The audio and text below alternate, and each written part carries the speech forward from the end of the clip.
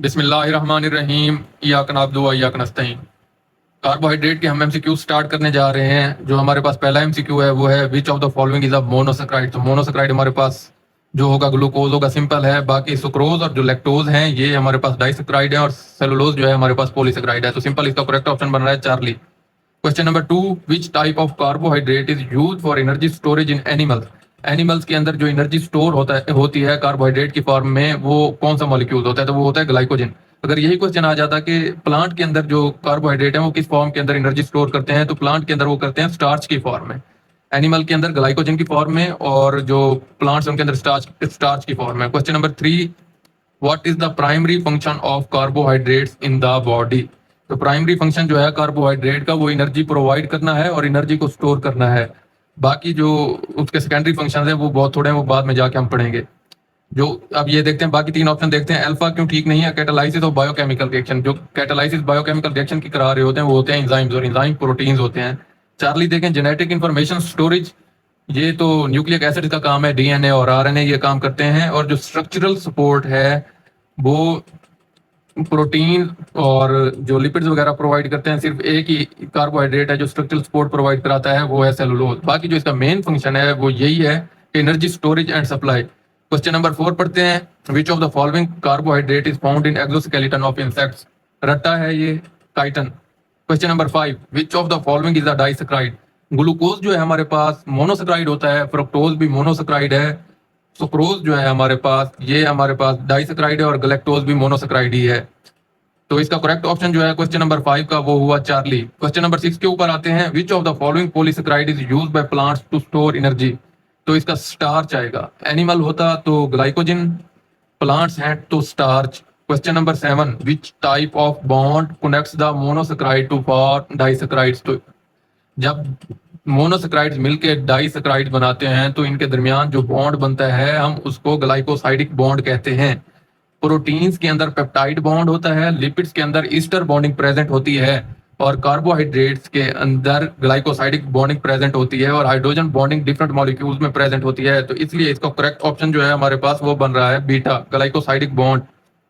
Lactose is composed of 2 monosaccharide. ये रट्टे वाला question है और इसका जो करेक्ट ऑप्शन बन रहा है वो बन रहा है beta, glucose and galactose. Lactose glucose और ग्लैक्टोज से मिलकर बनता है। उसके बाद आ जाते हैं क्वेश्चन नंबर 9 के ऊपर। Cellulose is a major component of plant cell wall.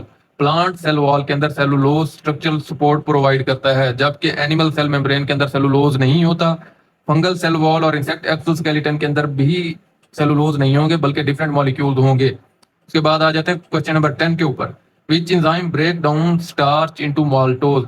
तो स्टार्च जो है हमारे पास एक डाइजेस्टेबल कार्बोहाइड्रेट है या पॉलीसेक्राइड है जिसको हम डाइजेस्ट कर सकते हैं, और ये डाइजेस्ट करने वाला जो इनको एंजाइम है वो है अमाइलेज। अमाइलेज 2 जगहों के ऊपर प्रेजेंट होता है, एक हमारे सलाइवा के अंदर और दूसरा हमारे पेनक्रियाज के अंदर। इसलिए जो स्टार्च है उसकी 2 जगह के ऊपर डाइजेशन होती है, एक हमारे माउथ के अंदर और एक हमारी ड्यूडीनम के अंदर, जहां पे जो है पेनक्रियाटिक अमाइलेज को सिक्रीट करते हैं। तो इसका करेक्ट ऑप्शन जो है हमारे पास आ जाएगा चार्ली।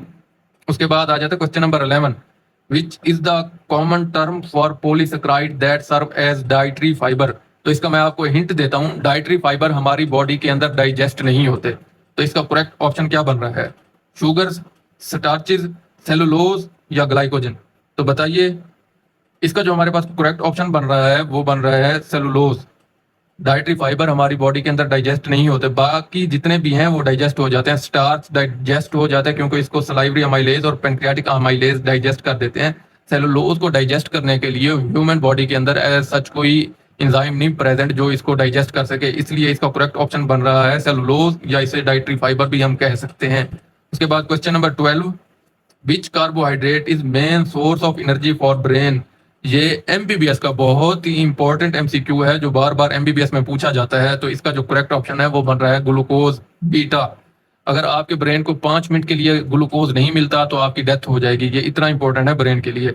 उसके बाद आ जाते हैं question number 13, what is the storage form of carbohydrates in plant. Starch, beta इसका करेक्ट ऑप्शन है। Question number 14, which of the following is a structural polysaccharide. तो सेलुलोज जो है ये हमारे पास स्ट्रक्चरल पॉलीसेक्राइड है जो कि प्लांट की सेल वॉल के अंदर स्ट्रक्चरल रोल प्ले कर रहा होता है। स्टार्च जो है ये हमारे पास स्टोरेज की फॉर्म में प्लांट में स्टोर होता है, इसलिए ये स्टोरेज पॉलीसेकेराइड है। ग्लाइकोजिन भी स्टोरेज पॉलीसेकेराइड है और माल्टोज भी सेलुलोज स्ट्रक्चरल पॉलीसेकेराइड है। उसके बाद आ जाते हैं question number 15, which carbohydrate is commonly found in milk. तो इसका सिंपल सा आंसर है lactose Charlie. Which of the following is not a polysaccharide. Glycogen polysaccharide है, स्टार्च भी पॉलीसेकेराइड है, सेलुलोज भी पॉलीसेकेराइड है और डेल्टा ग्लूकोज पॉलीसेकेराइड नहीं है। तो इसका करेक्ट ऑप्शन जो है डेल्टा है। Which disaccharide is commonly known as table sugar. Table sugar किसे कहते हैं? जो शुगर आम शुगर हमारे घर में पाई जाती है वो शुगर केन से बनती है और शुगर केन के अंदर बहुत ही ज्यादा जो है सुक्रोज होता है। तो इसका करेक्ट ऑप्शन जो है वो है बीटा। बाकी लैक्टोज मिल्क के अंदर है तो मिल्क टेबल शुगर में नहीं आता। माल्टोज और सेलुलोज है, ये सेलुबोज बायोज लिखा हुआ है, ये गलत है। तो करेक्ट ऑप्शन है बीटा, सुक्रोज, जो कि हम शुगर केन से लेते हैं। Question number 18, which polysaccharide can human not digest. Cellulose को ह्यूमन डाइजेस्ट नहीं कर सकते। Question number 19, what is the process of breaking down carbohydrates into simple sugar. तो इसका करेक्ट ऑप्शन है हाइड्रोलाइसिस। ब्रेक डाउन जो हो रही होती है वो हाइड्रोलाइसिस में हो रही होती है। बाकी जो कंडेंसेशन है ये ब्रेक डाउन नहीं कर रहा होता, बल्कि ये तो मॉलिक्यूल्स की सिंथेसिस में इन्वॉल्व होता है। पॉलीमराइजेशन और डिहाइड्रेशन सिंथेसिस में भी मॉलिक्यूल्स बनते हैं, ना कि टूटते हैं। सिर्फ हाइड्रोलाइसिस है इन चार ऑप्शन में से जिसमें मॉलिक्यूल्स की ब्रेक डाउन हो रही होती है। तो इसका करेक्ट ऑप्शन है अल्फा।